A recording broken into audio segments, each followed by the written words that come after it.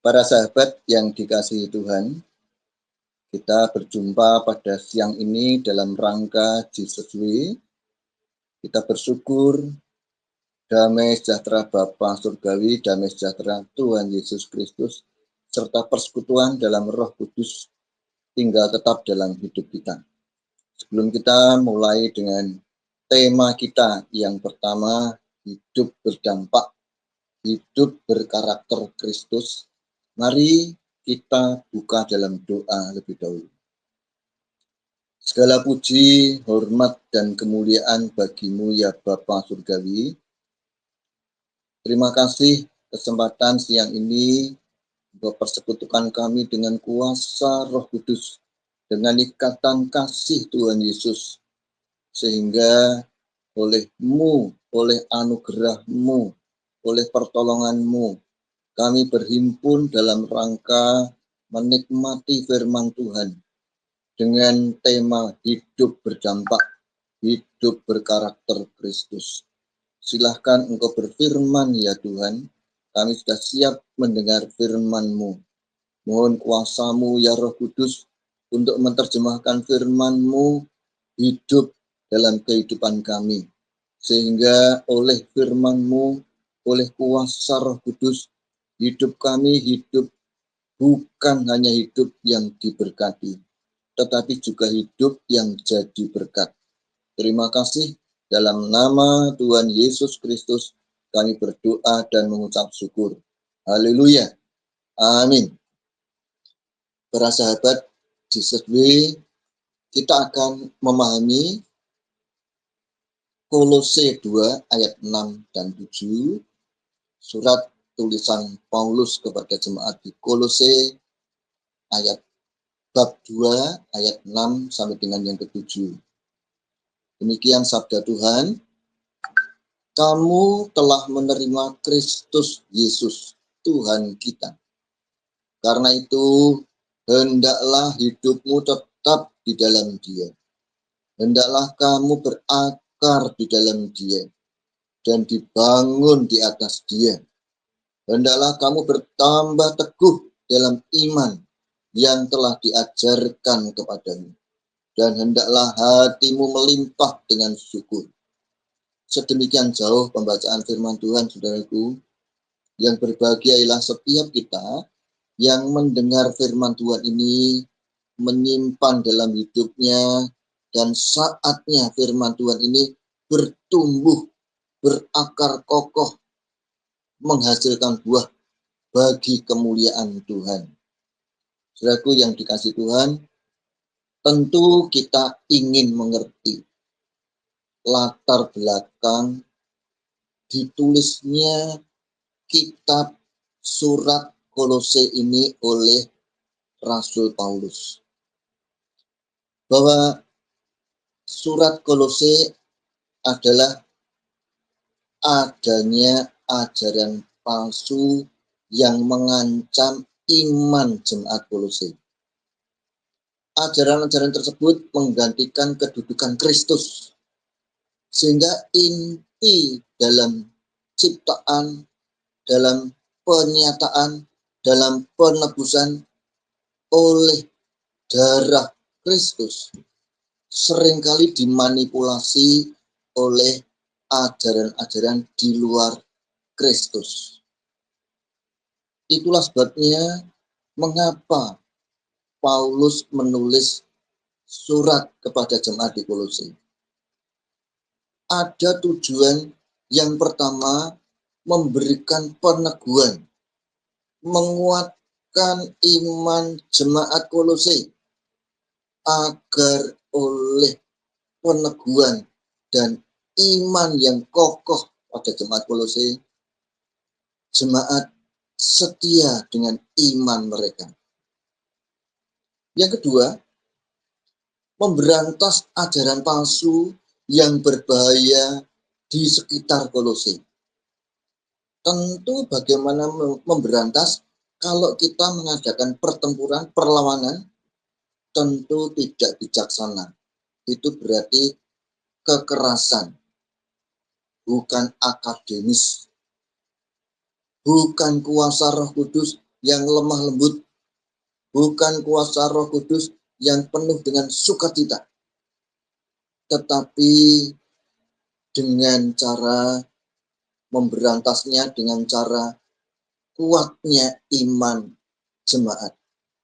Sehingga segala makanan-makanan yang jahat, yang beracun, kalau kekuatan tubuh ini, kalau imunitas tubuh ini baik, maka semua makanan-makanan yang jahat, ajaran-ajaran yang jahat di sekitar jemaat oleh kekuatan iman pribadi, maka ajaran-ajaran itu tidak mempan, seolah-olah tidak laku. Yang ketiga, Paulus memuji jemaat Kolose atas hati mereka yang tidak tergoyahkan. Sehingga ketika Paulus memahami iman jemaat oleh ajaran-ajaran Paulus, mereka tidak tergoyahkan oleh berbagai badai ajaran-ajaran sesat yang begitu datang bertubi-tubi. Paulus perlu memberikan pujian kepada jemaat Kolose. Kemudian berikutnya memberikan tekanan bahwa Yesus Kristus sanggup memberi keselamatan yang sempurna. Kita memahami bahwa jemaat Kolose yang tidak bertumbuh dalam pengajaran menjadi jemaat yang rapuh. Ini perlu dikuatkan bahwa keselamatan di dalam Yesus itu keselamatan yang sempurna. Sebab ada perkembangan di luar jemaat sana, ada yang barangkali Kristus itu menjadi salah satu jimat. Sehingga iman mereka tergoyahkan karena apa? Begitu ada ajaran-ajaran yang lebih kelihatannya lebih kokoh dibanding Yesus. Paulus memberikan penekanan bahwa satu Yesus sudah sempurna, kuat di dalam keselamatan. Saya membayangkan ketika saya belum menjadi orang percaya kepada Kristus, masih dalam iman yang di seberang sana. Saya dan keluarga, terutama ayah, ibu, kakek moyang saya, asalnya memang dari Solo, apalagi dari daerah keraton begitu, sehingga animisme, dinamisme, kejawen sangat kuat. Ketika kami percaya Yesus, pertama-tama masih beranggapan bahwa makin banyak jimatnya, termasuk salah satu jimat yang namanya Yesus, keselamatannya makin sempurna. Tetapi seperti Paulus menegur jemaat Kolose, mengingatkan, menguatkan, mengajar jemaat Kolose, kami sekeluarga diingatkan oleh seorang pendeta yang kemudian mengatakan bahwa satu Yesus cukup sehingga tidak perlu jimat-jimat yang lain. Itu sebabnya ketika kami diingatkan seperti itu, kami kemudian mengumpulkan jimat-jimat, keris-keris, buntelan-buntelan, kayu-kayu, dan sebagainya. Ketika ditumpuk hampir kira-kira tumpuannya 1,5 meter. Dibakar dalam nama Tuhan Yesus. Keselamatan tanpa keris-keris yang lain. Sudah cukup sempurna keselamatan di dalam Tuhan Yesus Kristus. Sehingga melalui Jesus We saat ini, kita memahami Yesus satu dan satu-satunya jalan keselamatan. Tidak ada yang lain.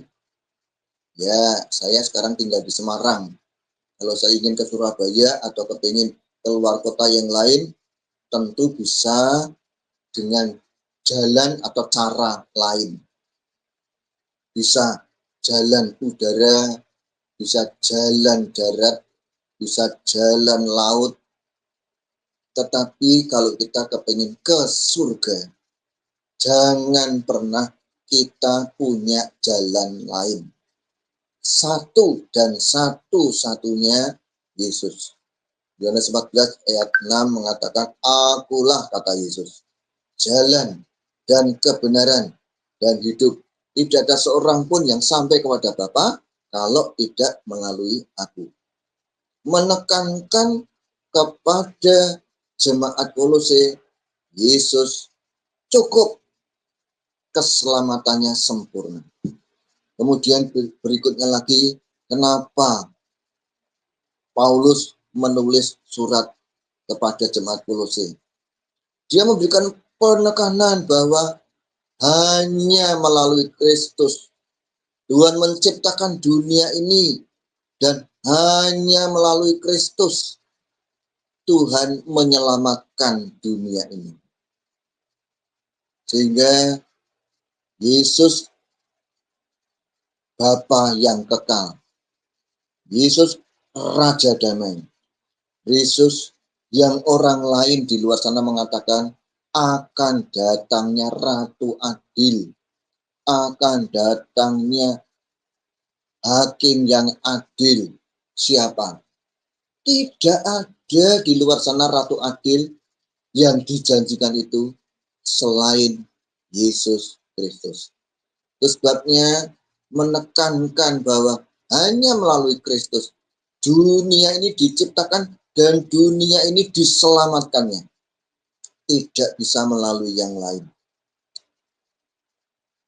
Kemudian memberikan dorongan kepada orang-orang yang sudah percaya Kristus, khususnya di Kolose, untuk memandang Yesus sebagai pusat, sebagai sentral dari segala sesuatu.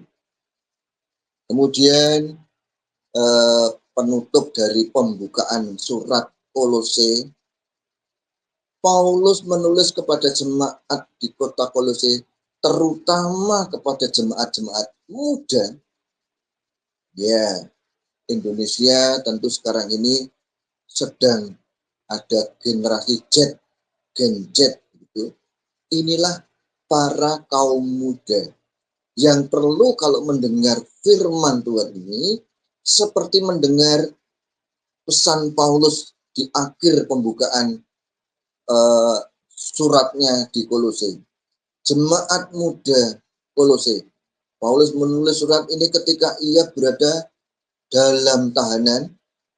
Kepemudaan Paulus ada di tahanan, sehingga ada gap untuk menyampaikan secara langsung kepada kaum muda di luar sana. Tentu tidak bisa. Itu sebabnya pesan ini ditujukan kepada kita, supaya kita menjembatani, sehingga kita bisa menjembatani orang-orang muda di luar sana untuk daripada ajaran-ajaran yang lain. Mari kita bergabung supaya Jesus Way, Yesus adalah satu-satunya jalan, dipahami oleh kaum muda, sehingga yang terjadi kaum muda menjadi kaum muda pemberita-pemberita Kristus. Kolose bab 2 ayat 6 sampai 7, mari kita memahami isi dari kitab ini, apa pesannya bagi kita.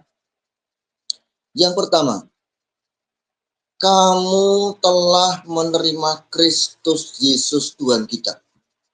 Di ayat 1, kamu telah menerima Kristus Yesus Tuhan kita.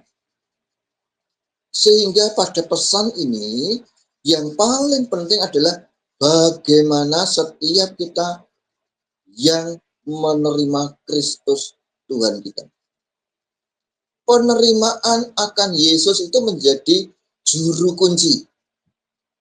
Sehingga kalau setiap orang, setinggi apapun iman kepercayaannya, tapi iman kepercayaannya tidak iman percaya kepada Yesus. Sehingga dari surat ini yang pertama pokok adalah penerimaan akan Yesus Kristus, Tuhan kita. Mari kita pahami, mari kita bertanya, kalau suara saya ini dapat diterima oleh orang yang setinggi apapun ilmunya, setinggi apapun pangkat derajatnya, tetapi tetap belum percaya Yesus Kristus, saya menawarkan diri. Di luar Kristus sia-sia. Itu sebabnya, maka saya menawarkan diri, kalau belum terima Kristus, dengan rendah hati, saya menawarkan, mari kita percaya Kristus. Karena ini adalah pokok kunci persoalan yang nanti akan menjawab segala tantangan hidup di dunia ini. Nah, setelah kita telah menerima Kristus Yesus Tuhan kita, ayat berikutnya, kata-kata berikutnya, karena itu. Nah, karena itu setelah kita percaya kepada Tuhan Yesus Kristus, yang pertama, hendaklah hidupmu tetap di dalam Dia. Hendaklah yang pertama, tetap di dalam Dia. Apa artinya? Artinya tetap ialah tidak berubah. Artinya tetap ialah tanggal muda tidak kelihatan muda, tanggal tua tidak kelihatan tua, tidak, tapi tetap. Tetap artinya tidak ada pasang, tidak ada surut. Hendaklah hidupmu, bukan matimu. Itu artinya progresif. Sehingga dalam kita menikmati hidup dan kehidupan ini, kita oleh Paulus diharapkan, dimohon, didorong supaya kita tetap tidak berubah. Hendaklah yang kedua, hendaklah kamu berakar di dalam Dia dan dibangun di atas Dia. Setelah kita merasakan hidup ini tetap di dalam Kristus, tidak ketika kita melihat orang beriman lain, kemudian kita menjual iman kita. Karena orang itu cantik, ganteng. Kalau kita tertarik percaya di luar Kristus, itu tidak tetap. Kalau tidak tetap, berarti sia-sia. Walaupun diawali dengan kamu telah menerima Kristus Yesus Tuhan kita, tetapi kata-kata hendaklah hidupmu tetap di dalam Dia tidak ada. Hidup yang sia-sia di luar Kristus sana. Sehingga berikutnya mengatakan, adalah kamu berakar di dalam Dia dan dibangun di atas Dia. Berakar itu ke bawah, dibangun itu ke atas, sehingga tercermin bangunan yang kokoh. Kalau fondasinya juga kokoh, akarnya kokoh, bangunan di atasnya juga kokoh. Saya di Semarang ada jalan yang namanya Jalan Patimura.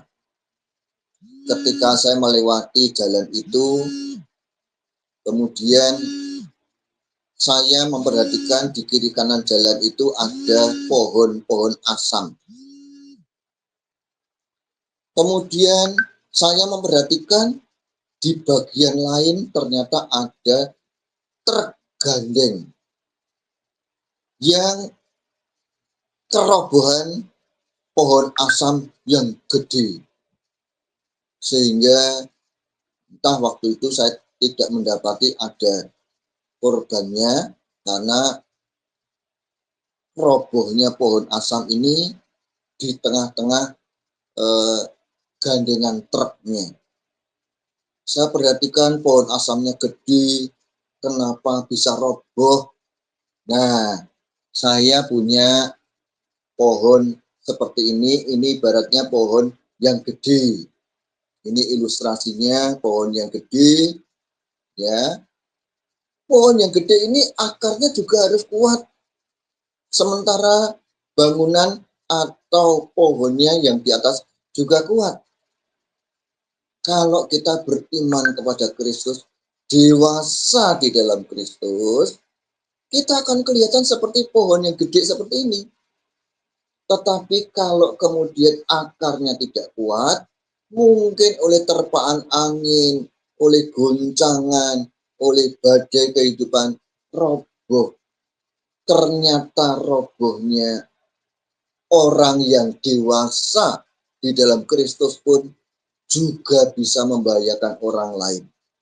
Seperti kalau tadi pohon asam tadi ngerobohi truk gandeng yang kemudian mencelakakan pengguna jalan yang lain, minimal kemacetan yang terjadi.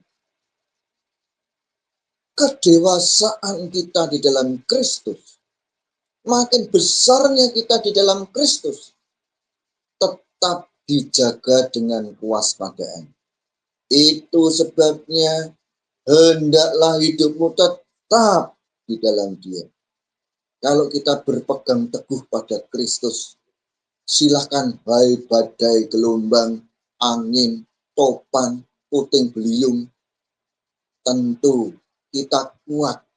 Kalau yang seperti itu saya teringat komunitas pohon bambu. Ketika saya hidup di desa, di daerah Sukoharjo sana, di daerah Nguter, di belakang rumah ada serumpun pohon bambu. Ketika ada angin kencang besar, pohon bambu itu rasa-rasanya roboh bersama-sama. Tetapi ternyata setelah anginnya tidak ada, pohon-pohon bambu ini ternyata bangkit lagi, berdiri tegak lagi. Kenapa?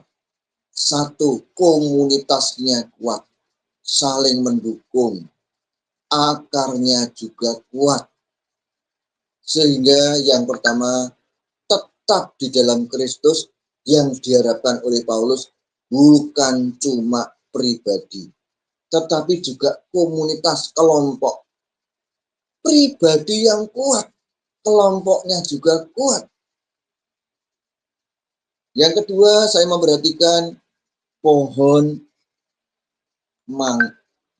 pisang. Ketika pohon pisang itu saya perhatikan ketika ada orang yang menebang pisang, pohon pisang, besok-besoknya lagi tumbuh lagi, ditebang lagi, tumbuh lagi, ditebang lagi, tumbuh lagi. Itulah karakter pohon pisang. Ditebang, tumbuh lagi. Dan ketika pohon pisang itu mulai berbuah pisang, setelah berbuah, tidak usah ditebang, mati sendiri.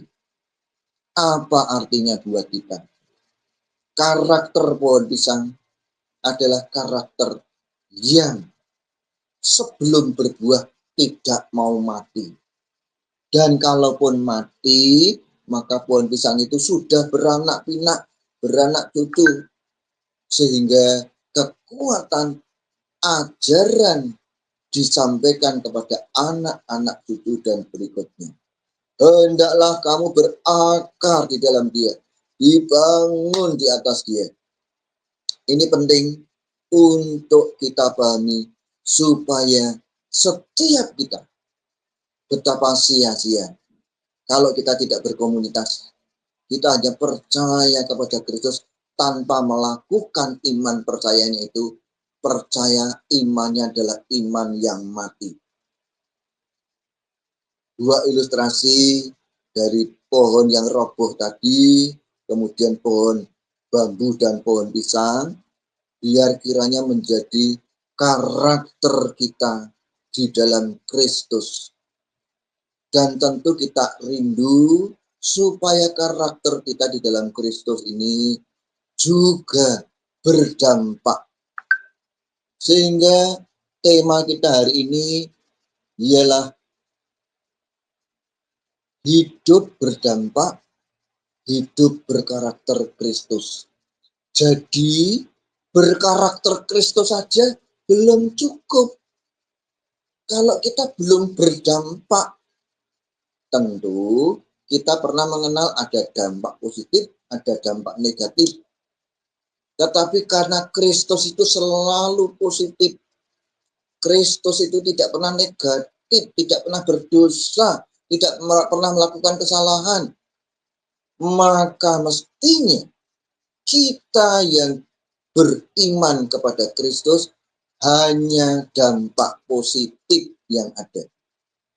Mari kita memeriksa diri. Apakah dampak positif kita, pikiran kita dapat dilihat oleh orang lain? Pikiran yang seperti Kristus, artinya pikiran yang menyala, yang memberikan dampak kepada orang lain. Pikiran dapat menjelma menjadi tulisan. Tulisan di mana? Di SMS. Tulisan di mana? Tulisan di WA. Tulisan di mana? Di Twitter, di Instagram, di surat, dan sebagainya. Mari kita memeriksa diri. Apakah tulisan kita itu dapat berdampak memberikan pencerahan kepada orang lain? Saya sebagai dosen, saya mengajar di perguruan tinggi di negeri di Semarang, Universitas Diponegoro. Setiap kali saya akan mengajar, selalu saya bertanya kepada saya begini, pikirkan masa-masa apa yang akan kamu katakan. Sebelum saya berangkat, selalu memikirkan kata-kata apa ya yang saya pilih. Itu kata-kata munculnya dari pikiran. Pikiran munculnya dari hati.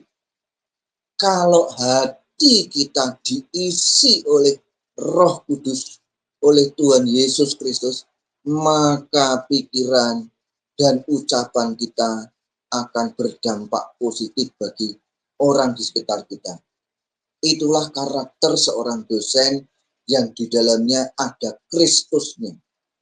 Sehingga Jesus Way itu dapat dipahami lewat tutur kata kita.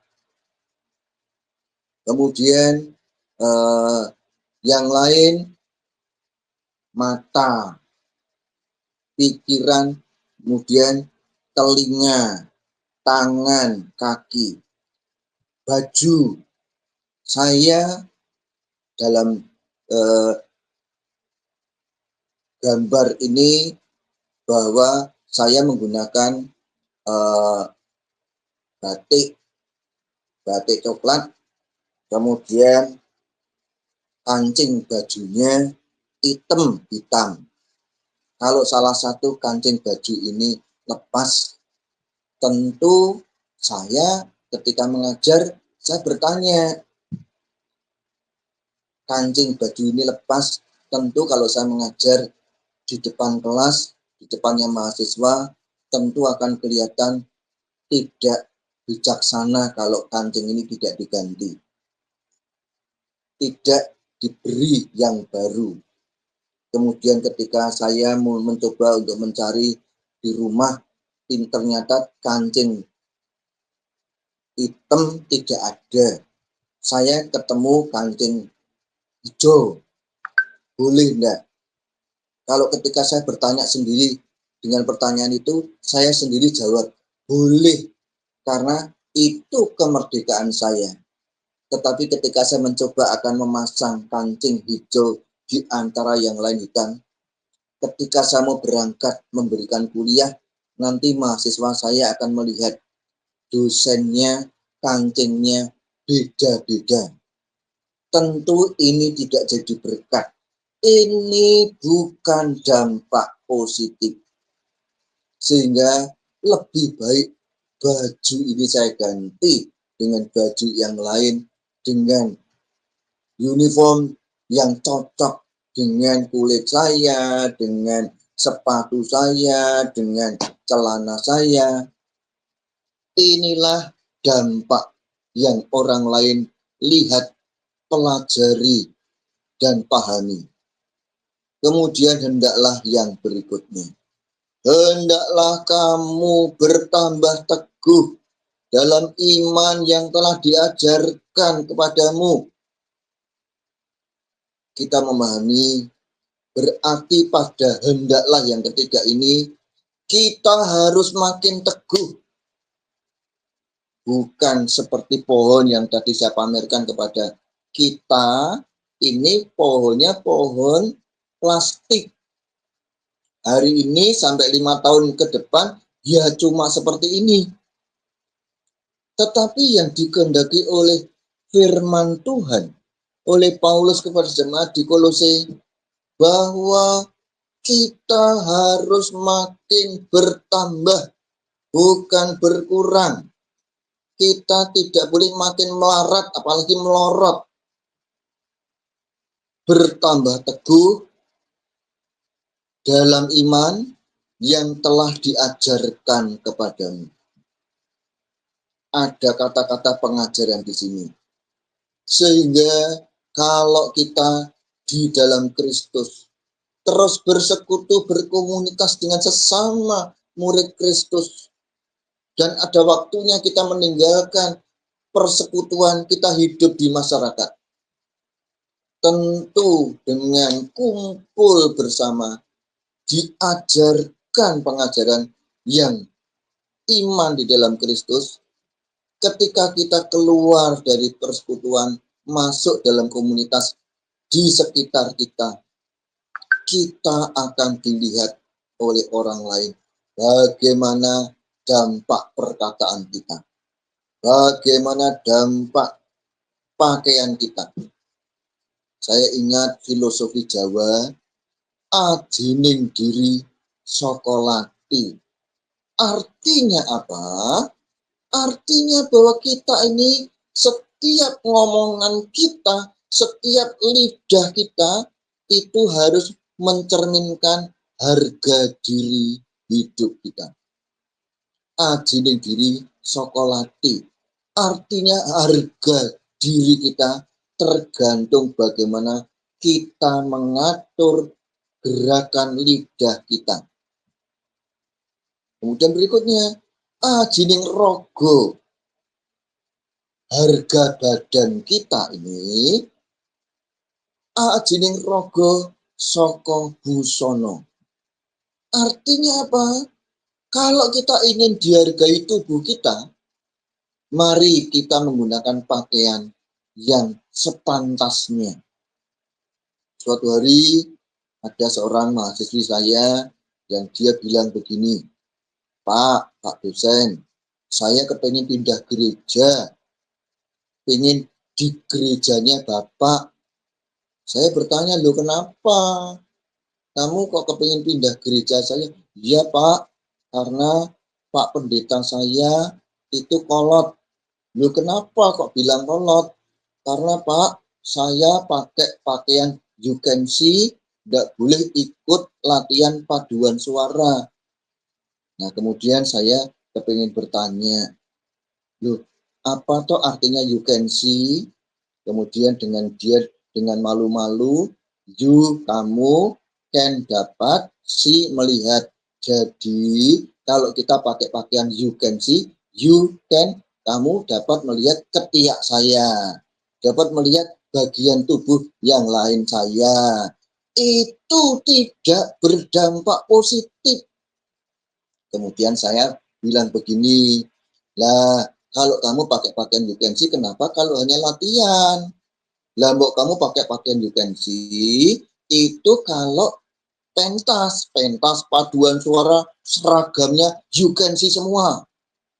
Nah, dengan malu-malu mahasiswi saya ini dia kemudian bilang, ya udah Pak, aku enggak jadi pindah Pak, karena Bapak betul kalau aku kepengen dihargai tubuhku ya pakai pakaian yang pantas.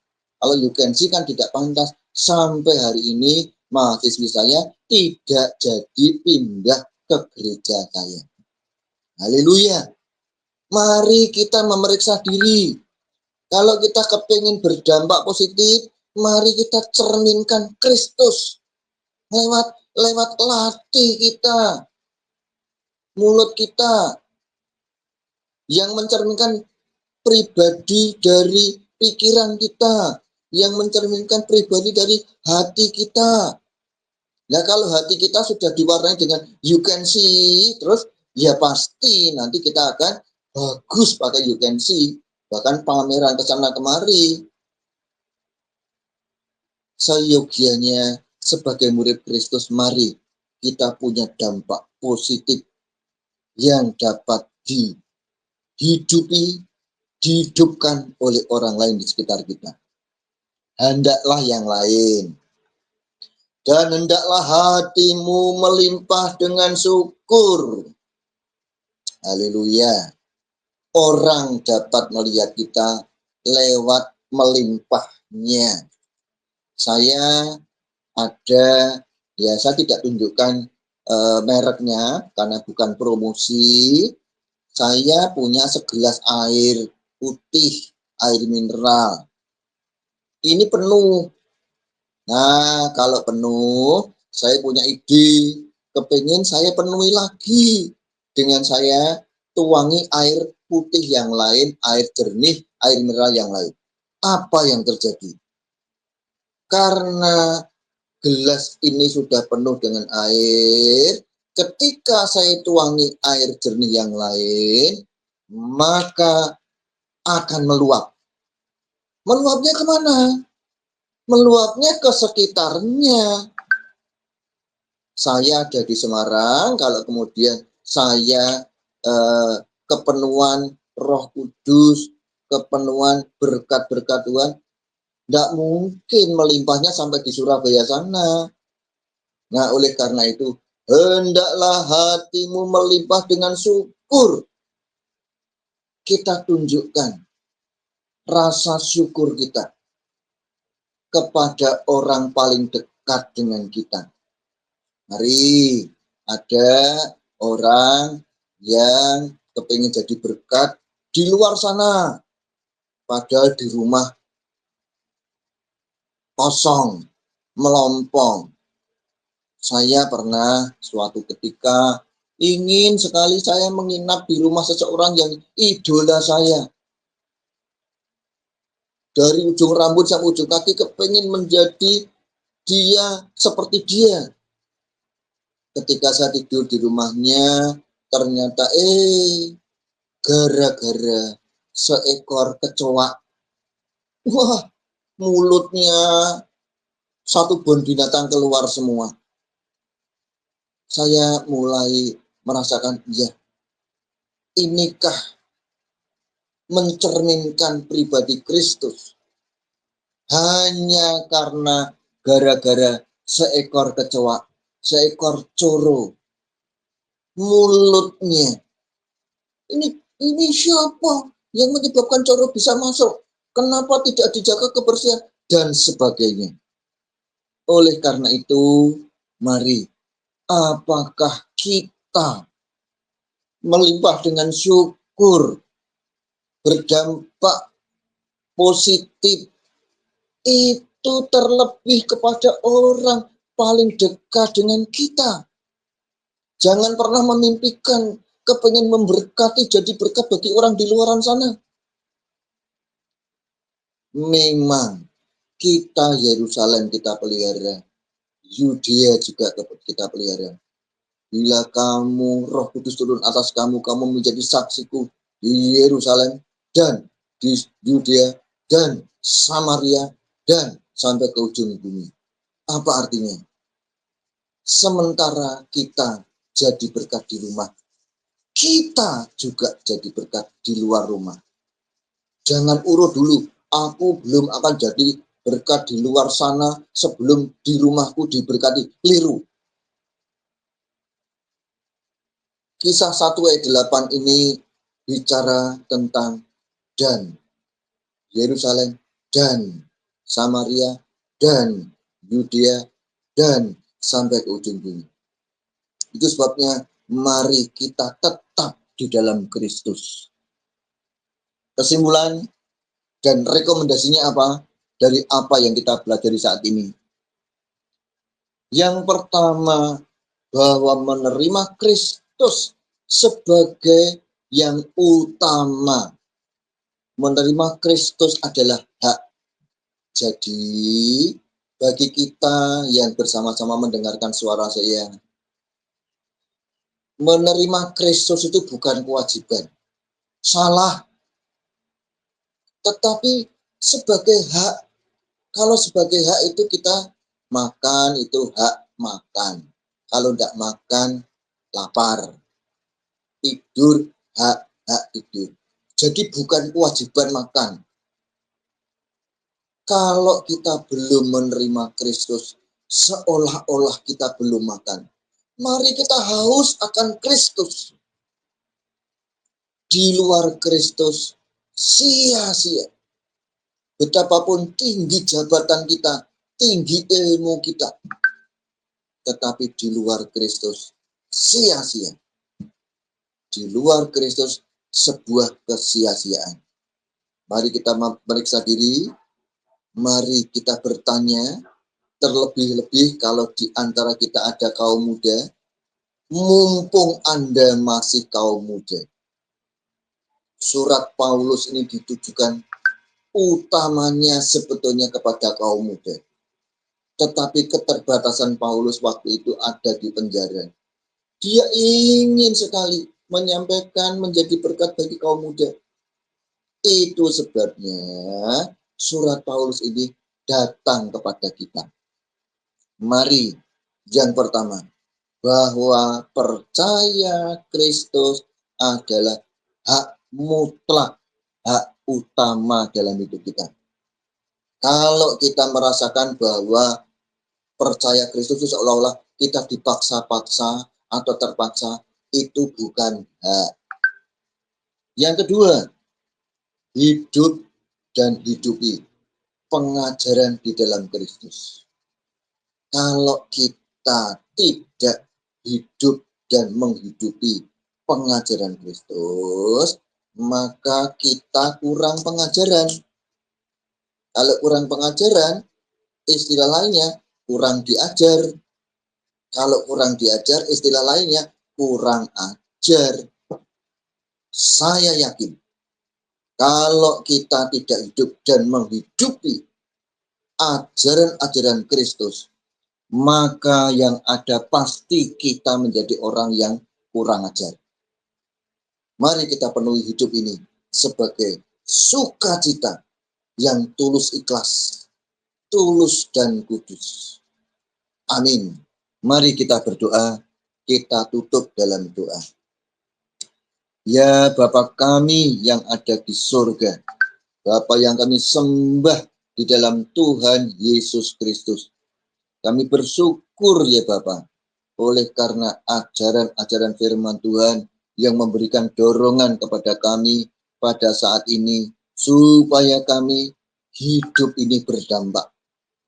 Hidup ini hanya bisa berdampak positif jika hidup ini berkarakter Kristus.